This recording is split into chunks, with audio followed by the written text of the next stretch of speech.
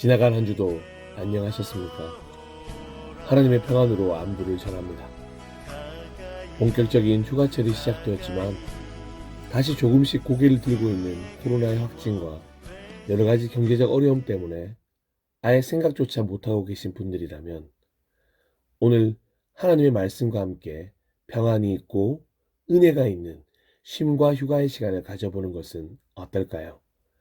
바로 하나님의 말씀 안에서 쉬는 것도 충분히 행복한 시간이 될 것이라 믿습니다. 오늘 7월의 네 번째 주일 저희 살아나서 살리는 교회에 주시는 말씀은 사무엘상 4장 2절에서 3절을 본문으로 하여 승리의 하나님께서 우리가 지도록 하신 까닭이 무엇이겠느냐 라는 제목의 말씀입니다. 승리의 하나님께서 우리에게 패배를 허락하신 이유에 대해서 깨닫는 귀한 시간이 되었으면 좋겠습니다. 먼저 세 번역으로 된 말씀을 함께 읽도록 하겠습니다. 블레셋 사람이 전열을 갖추고 이스라엘 사람을 치자 치열한 싸움이 벌어졌다. 이스라엘은 이 싸움에서 블레셋에게 졌고 그 벌판에서 죽은 이스라엘 사람은 4,000명쯤 되었다. 이스라엘의 패잔병들이 진으로 돌아왔을 때에 장로들이 말하였다. 주님께서 오늘 우리가 블레셋 사람에게 지도록 하신 까닭이 무엇이겠느냐? 실로에 가서 주님의 언약궤를 우리에게로 모셔다가 우리 한가운데 있게 하여 우리를 원수의 손에서 구하여 주시도록 하자. 아멘. 저는 개인적으로 야구라는 스포츠를 참 좋아합니다. 그리고 보는 것에서 그치지 않고 열심히 참여해서 뛰고 있기도 하는 운동입니다. 그렇게 열심히 하다 보니 좋은 기회에 사회인 야구팀 감독을 맡아본 적도 있습니다. 그런데 감독으로 시즌을 보낼 때 주변 사람들이 제게는 이상한 행동이 있다고 자꾸 이야기하는 것입니다. 누구라도 그렇듯이 시즌 중에는 당연히 승리하는 경기가 재미가 있긴 하지만 저는 이상하게도 패배한 경기가 더 오랫동안 기억에 남았기 때문이었습니다. 같은 팀원들에게 매번 지고 나면 진지하게 질문을 던졌습니다. 오늘 왜 진 걸까요? 그래서 팀원들이 저를 이상한 감독이라고 자꾸 이야기했던 것입니다. 충분히 이길 수 있는 경기라고 생각하고 있었는데 지게 되면 더욱더 오랫동안 패배한 원인에 대해서 곱씹는 저를 발견하게 되었습니다.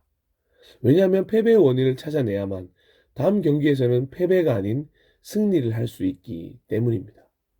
그렇게 원인을 찾아내고 고쳐가면서 승리를 맛보았을 때 더욱 야구라는 스포츠의 재미를 느낄 수 있었기 때문에 이긴 경기보다는 패배한 경기가 더 기억에 남았던 것 같습니다. 그런데 아무리 찾아도 원인을 모를 때가 있습니다. 그럴 때는 너무 답답합니다. 그런데 생각해보니 비단 야구라는 스포츠뿐만 아니라 삶을 살아가다 보면 역시나 원인을 잘 모를 때가 참 많이 있다는 생각이 들었습니다. 도대체 무엇 때문에 이런 실패를 경험하게 되었는지, 삶이라는 전쟁터 속에서 왜 매일매일 승리는커녕 얻어 터지기만 하고 매번 지고 있는지 원인을 잘 모를 때의 답답함은 이루 말로 다 할 수가 없습니다. 하지만 실상 그 원인이라는 것은 아주 가까운 곳에 있다는 것을 제가 제3자의 입장이 되어서야만 깨닫게 됩니다. 그 원인 모를 문제 안에 갇히고 휩싸여 있을 때는 도저히 원인이 보이지 않다가 한 걸음만 뒤로 물러나 보면 문제의 원인이 무엇인지 명확하게 보이는 것입니다. 마치 지난 야구 게임에서 패했던 이유가 다른 어떤 것이 아니라 감독의 잘못된 게임 운영이었다는 것을 한 걸음 뒤로 물러나니 발견한 것처럼 말입니다. 사무엘상 4장을 펼쳐보면 이스라엘의 큰 위기가 찾아온 것을 발견할 수 있는 이야기가 등장합니다. 블레셋 사람이 이스라엘을 치려고 모여들었기 때문입니다. 그리고 곧 이스라엘과 블레셋 간에 치열한 전투가 있었습니다. 이스라엘 백성의 승리였을까요? 그렇게 기대하고 싶지만 안타깝게도 블레셋과의 전투에서 이스라엘 백성 4,000명이 죽게 되었습니다. 완전히 대패를 경험한 것입니다. 그 전투에서 겨우 몇 명의 군사들만이 목숨을 건지고 살아서 진으로 돌아왔습니다. 그 패잔병들을 바라보면서 장로들이 이렇게 말하기 시작했습니다. 사무엘상 4장 3절입니다. 이스라엘의 패잔병들이 진으로 돌아왔을 때 장로들이 말하였다. 주님께서 오늘 우리가 블레셋 사람에게 지도록 하신 까닭이 무엇이겠느냐? 지도록 하신 것에는 이유가 있을 것이다. 블레셋 군대가 강했던 것이 아니라 우리에게 질만한 이유가 있었던 것이다. 하나님이 우리를 지게 하신 것이다. 이렇게 패배의 원인을 이야기한 것입니다. 주님께서 지도록 하신 까닭을 찾아야 한다. 여기까지만 보면 장로들이 전쟁의 승패에 대한 핵심을, 패배의 원인을 잘 이해하고 있는 듯 보입니다. 이번 전쟁이 하나님만을 의지했던 전쟁이 아니었다는 것을 스스로 인정하는 듯 보입니다. 그러면 이제 하나님을 찾고 하나님께 도움을 구한다는 내용이 등장하면 됩니다. 이것이 정상적인 전개입니다. 하지만 장로들의 다음 행동은 예상하는 그것이 아니었습니다. 전혀 예상 밖의 전개가 펼쳐집니다. 하나님이 아니라 하나님이라고 생각하는 것을 찾기 시작합니다. 이어지는 사무엘상 4장 3절 후반부입니다. 실로에 가서 주님의 언약궤를 우리에게로 모셔다가 우리 한가운데에 있게 하여 우리를 원수의 손에서 구하여 주시도록 하자. 모두가 이런 장로들의 말에 동의했기 때문일까요? 일사천리로 언약궤가 있는 실로로 사람을 보냈고 당장 주님의 언약궤를 메고 진으로 돌아오게 되었습니다. 그런데 그때 같이 온 인물들이 있었습니다. 이 인물들을 보자 무엇이 잘못되어도 한참 잘못되었다는 것을 복선으로 보여주고 있는 성경입니다. 사무엘상 4장 4절입니다. 그래서 이스라엘 백성이 실로로 사람들을 보냈다. 그들이 거기 그룹들 사이에 앉아 계시는 만군의 주님의 언약궤를 메고 왔다. 하나님의 언약궤를 가져올 때에 엘리의 두 아들 홈니와 비느하스도 함께 왔다. 제사장이었지만 제사장이라고 부를 수 없었던 제사장들, 여러 가지 비리로 물들어 완전히 타락했던, 철저하게 하나님을 무시한 채 살고 있던 엘리 제사장의 두 아들 홈니와 비느하스가 바로 그들입니다. 이 둘의 이름이 등장하는 여기서부터 무언가 결론을 알 듯한 느낌이 드는 것은 왜일까요? 이들이 같이 왔다는 것은 분명 이상한 낌새가 있다는 생각을 가지게 됩니다. 하지만 우려에 빠진 저와는 다르게 주님의 언약궤가 진으로 들어올 때 마치 전쟁에서 승리했다는 듯이 그곳에 있던 모든 이스라엘 백성이 땅이 진동할 정도로 크게 환호성을 올렸습니다. 당연했습니다. 주님의 언약궤는 전쟁터에서 주님의 임재를 상징했기에 당연히 소리 높여 환호한 것입니다. 하나님이 오셨으니 이제는 이긴 전쟁이로구나. 다른 성경 속에서도 이런 모습을 많이 찾아볼 수 있습니다. 먼저 민수기 10장 33절에서 36절입니다. 그들은 주님의 산을 떠나 사흘 길을 갔다. 주님의 언약궤를 앞세우고 사흘 길을 가면서 쉴 곳을 찾았다. 낮이 되어 그들이 진을 떠날 때면 주님의 구름이 그들 위를 덮어주었다. 궤가 떠날 때에 모세가 외쳤다. 주님 일어나십시오. 주님의 원수들을 흩으십시오. 주님을 미워하는 자들을 주님 앞에서 쫓으십시오. 궤가 쉴 때에도 모세가 외쳤다. 주님 수천만 이스라엘 사람에게로 돌아오십시오. 아멘. 여호수아 6장 2절 말씀도 있습니다. 주님께서 여호수아에게 말씀하셨다. 내가 여리고와 그 왕과 용사들을 너의 손에 붙인다. 너희 가운데서 전투를 할 수 있는 모든 사람은 엿새 동안 그 성 주위를 날마다 한 번씩 돌아라. 제사장 7명과 수장뿔 나팔 7개를 들고 궤 앞에서 걷게 하여라. 1회째 되는 날에 너희는 제사장들이 나팔을 부는 동안 성을 7번 돌아라. 20절입니다. 제사장들이 나팔을 불었다.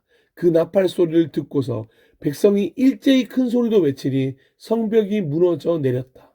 백성이 일제히 성으로 진격하여 그 성을 점령하였다. 아멘. 하지만 아직도 이스라엘 백성들은 알지 못하고 있던 것, 크게 착각한 것이 있습니다. 사실 전혀 염두에 두지 않으며 살아왔기에 생각조차 할 수 없었을 것이라고 말하는 것이 더 정확할 것 같습니다. 그런데 이스라엘 백성들에게 대해서 성경은 정확하게 말해주고 있습니다. 주님의 언약궤를 가지고 온 것이지 하나님을 모시고 온 것이 아니라는 사실을 말입니다. 하나님의 임재가 떠난 언약궤를 들고 와서는 하나님이라고 말하고 있는 것입니다. 아론이 만들고 하나님이라고 말했던 황금 송아지를 떠올려 보시면 됩니다. 출애굽기 32장 4절입니다. 아론이 그들에게서 그것들을 받아 녹여서 그 녹인 금을 거푸집에 부어 송아지상을 만드니 그들이 외쳤다. 이스라엘아, 이 신이 너희를 이집트 땅에서 이끌어낸 너희의 신이다. 절대 하나님이 아니었지만 하나님이라고 말했습니다. 생각해보니 첫 번째 제사장 아론으로부터 마지막 제사장 홈니와 비느하스까지 이 가문에 속한 이들은 어찌 이리도 똑같은지요. 하나님의 임재에 가장 민감해야 했던 제사장들이 무너졌으니 많은 이들의 타락은 어찌 보면 당연할 수밖에 없는 것입니다. 사사들이 다스리던 시대를 거치면서 사무엘상 초반에 이르기까지 사실상 하나님 없이 살았던 이스라엘 민족이었는데 전쟁에서 패배하고 나니 마치 그동안 하나님을 잘 믿었던 것처럼 행동하고 있는 것입니다. 하나님의 인도하심과 임재를 상징하는 언약궤가 분명하지만 지금은 껍데기뿐이었기에 그런 언약궤를 가지고 온다 해서 달라지는 것은 아무것도 없었다는 것을 그들은 알지 못했던 것입니다. 그들은 하나님을 믿은 것이 아니라 언약궤를 믿었고 그 언약궤는 그들에게 한낱 부적에 불과했습니다. 하지만 그들은 아직도 그 사실을 인지하지 못하고 있습니다. 하나님의 임재가 없는, 하나님과 관련이 없는 언약궤는 아무 쓸모도 의미도 없습니다. 그건 그냥 하나의 궤일 뿐입니다. 하지만 이스라엘 백성은 그 껍데기뿐인 언약궤를 믿고 함성을 지르기 시작했습니다. 마치 당장에 나도 전쟁에서 승리한 것처럼 환호성을 질렀습니다. 블레셋 사람들이 그 환호하는 소리를 듣고 저 히브리 사람의 진에서 저렇게 환호하는 소리가 들리는 까닭이 무엇이냐 하고 묻다가 주님의 궤가 진에 들어갔기 때문이라는 것을 알았다라고 사무엘상 4장 6절은 이어집니다. 이런 이스라엘 백성들의 함성을 듣게 된 블레셋 사람들은 예전부터 들어오던 언약궤에 대한 명성을 떠올리며 초긴장 상태에 들어가게 됩니다. 블레셋 사람이 두려워하면서 말하였다. 이스라엘 진에 그들의 신이 들어갔다. 그래서 그들을 외쳤다. 이제 우리에게 화가 미쳤다. 일찍이 이런 일이 없었다. 우리에게 화가 미쳤는데 누가 저 강력한 신의 손에서 우리를 건질 수가 있겠느냐. 그 신들은 광야에서 온갖 재앙으로 이집트 사람을 쳐서 죽게 한 신들이다. 아멘. 차라리 이때 블레셋 군대가 완전히 겁을 먹어서 자기 나라로 서둘러 돌아갔다면 좋으련만. 이상하게도 그들은 두려워하며 움츠려 들기는 했지만 블레셋으로 돌아가지 않고 다시 전투에 나설 준비를 합니다. 오히려 블레셋 군인들의 사기를 북돋는 말들이 이곳저곳에서 터져 나오기 시작했습니다. 저는 이 장면을 보면서 참 이상한 생각이 들었습니다. 언약궤가 있는 이스라엘 진영이 아니라 블레셋 진영에 하나님이 계신 것 같은 느낌이 들었기 때문입니다. 블레셋 사람들아, 대장부답게 힘을 내어라. 그렇지 않으면 히브리 사람이 우리의 종이 되었던 것처럼 우리가 그들의 종이 될 것이다. 너희는 대장부답게 나가서 싸워라. 사무엘상 4장 9절은 이렇게 기록하고 있습니다. 이 말을 가만히 보고 있으니 마치 하나님이 이스라엘 백성의 용기를 북돋우실 때 쓰는 말 같아 보였기 때문입니다. 그래서 오히려 하나님께서 블레셋을 응원하고 있는 듯한 착각이 드는 것은 비단 저 혼자뿐일까요? 여러분들도 비슷한 생각이 들지 않으십니까? 그런데 이어서 나오는 이 두 번째 전쟁의 결과가 그런 착각을 한 저를 제발 착각이기를 바랬지만 더 확신에 차게 만들었습니다. 빈 껍데기 허울 뿐인 궤를 의지한 이스라엘 백성은 대장부답게 힘을 낸 블레셋 군대에게 완전히 패하게 됩니다. 사무엘상 4장 10절에서 11절입니다. 그런 다음에 블레셋 사람이 전투에 임하니 이스라엘이 져서 제각기 자기 장막으로 달아났다. 이스라엘은 이때 아주 크게 져서 보병 3만 명이 죽었다. 하나님의 궤를 빼앗겼고 엘리의 두 아들 홈니와 비느하스도 이때 전사하였다.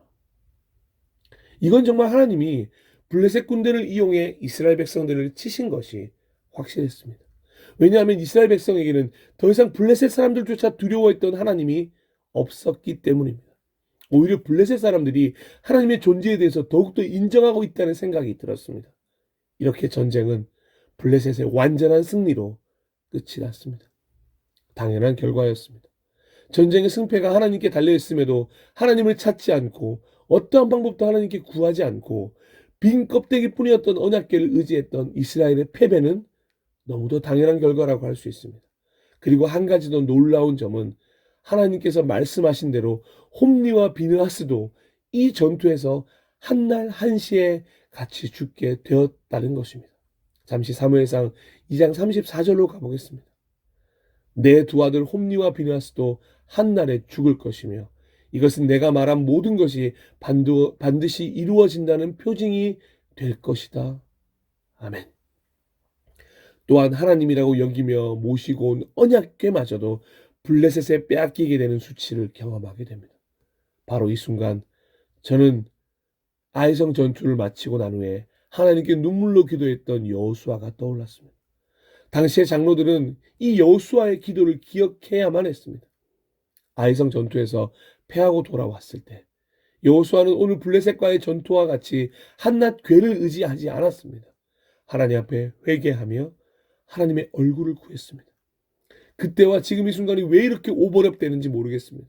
패배는 같았지만 반응은 완전히 달랐습니다. 여호수아 7장 6절입니다. 여호수아는 슬퍼하면서 옷을 찢고 주님의 궤 앞에서 얼굴을 땅에 대고 엎드려서 저녁 때까지 있었다. 이스라엘의 장로들도 그를 따라 슬픔에 젖어 머리에 먼지를 뒤집어 썼다. 아멘. 하지만 이스라엘의 어떠한 그 누구에게서도 엘리에게서도 홈리와 비느하스에게서도 이 여호수아와 같은 마음을 찾아볼 수가 없습니다. 그런 시대였습니다. 그저 자기 소견에 오른 대로 행하던 하나님께 드릴 예배를 담당했던 제사장들마저도 하나님을 무시하고 자신들 멋대로 행했던 그런 시대였습니다. 하나님이 함께 하신다는 사실조차 망각한 채 철저히 하나님에 대해서는 무관심하게 살아가던 이스라엘의 안타까운 현실을 오늘 사무엘상 4장 본문은 고스란히 보여주고 있는 것입니다. 사랑하고 존경하고 축복하는 동역자 여러분, 여러분들은 사무엘상 4장의 이야기가 어떻게 다가오십니까? 하나님은 우리에게 무슨 말씀을 하시고 싶으신 것일까요? 오늘 설교의 제목이 되었던 본문을 다시 한번 읽어보도록 하겠습니다. 주님께서 오늘 우리가 블레셋 사람에게 지도록 하신 까닭이 무엇이겠느냐? 장로들이 말한 이 질문 자체는 결코 틀리지 않았습니다. 하지만 이 질문 다음에 당연히 이어져야 할 행동이 잘못되었다는 것을 그들은 알지 못했습니다. 하나님께서 지도록 하신 것이 사실입니다. 하지만 그 사실을 알았다면 안 것에 머물지 말고 깨달은 다음에 따라 나와야 하는 마땅히 해야 할 행동을 반드시 행해야 했습니다. 하지만 반드시 행해야 할 일이 아닌 자신이 생각하는 방법으로 행동합니다. 하나님의 방법이 아닌 사람의 생각으로 행동한 것입니다. 말로는 하나님을 믿는 듯 보이지만 하나님께 승패를 맡긴 듯 보이지만 그들 안에 이미 하나님이란 존재는 없었음을 그들이 한 행동으로 충분히 알 수 있습니다. 그들은 결코 하나님을 찾은 것이 아닙니다. 하나님은 왜 내게 이런 시련을 주시는 것일까? 하나님 도대체 왜 저는 이렇게 실패해야만 하는 것일까요? 하나님 도대체 안 풀리는 이유를 모르겠습니다. 요즘 이런 질문들을 신앙생활 중에 하고 계신다면, 이런 질문들만 계속해서 나오는 순간을 보내고 계신다면 반드시 기억해야 할 것이 있습니다. 이 질문 다음 반드시 해야 할 다음 행동이 있다는 것입니다. 바로 하나님을 찾으셔야 합니다. 마음을 다하고 뜻을 다하고 목숨을 다하여 하나님을 찾아야 합니다. 절대 하나님과 비슷한 것을 찾는 것이 아닙니다. 과거 추억 속에 존재하는 어떤 영광을 찾는 것이 아닙니다. 과거의 방법을 떠올리는 것이 아닙니다. 무엇보다 사람에게서 답을 찾으려 해서는 안 됩니다. 목사는 결코 하나님이 아닙니다. 목사의 말은 권면일 뿐 절대 하나님의 음성일 수 없습니다. 지금 직접 가장 중요한 하나님을 찾으셔야 합니다. 전심으로 하나님을 구해야 합니다. 그러면 이 수많은 질문들의 해답을 얻을 수 있습니다. 하지만 하나님을 구하지 않고 하나님의 임재 없는 빈 껍데기 궤를 찾는다면 저 질문은 더 큰 좌절로 이어질 수밖에 없습니다. 처음 전투에서는 4천 명이 죽었지만 괴가 들어온 다음엔 승리가 아닌 3만 명의 죽음이었음을 우리는 민감하고 예민하게 발견할 수 있어야 합니다.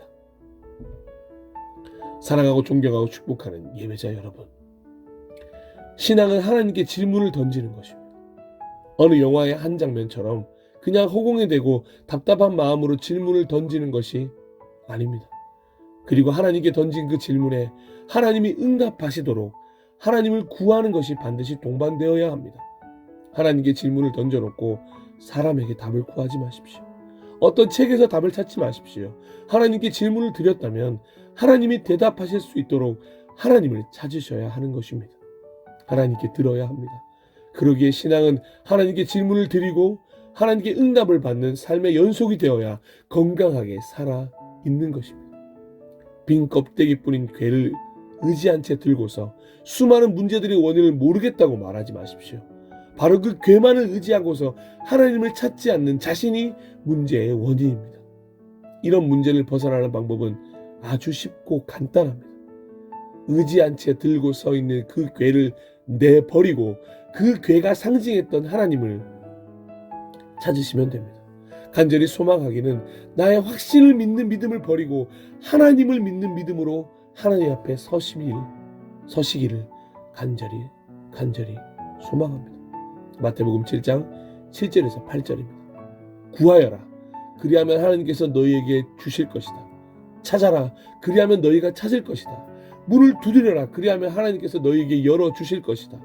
구하는 사람마다 얻을 것이요, 찾는 사람마다 찾을 것이요, 문을 두드리는 사람에게 열어주실 것이다. 아멘. 주님께서 오늘 나에게 이렇게 행동하신 이유가 무엇일까? 이렇게 질문을 드리고 있는 당신에게 하나님의 응답이 임하길 소망합니다. 그러기 위해서 잊지 마십시오. 질문 후에는 반드시 하나님을 찾으시길, 결코 질문에 빠져 계시지 않으시길, 그렇게 되시길 소망하며 축복의 마음을 전합니다. 그렇게 하나님을 찾으실 때 주어지는 축복은, 문제 해결은 아래에 나오는 말씀과 같이 당신에게 임할 것입니다.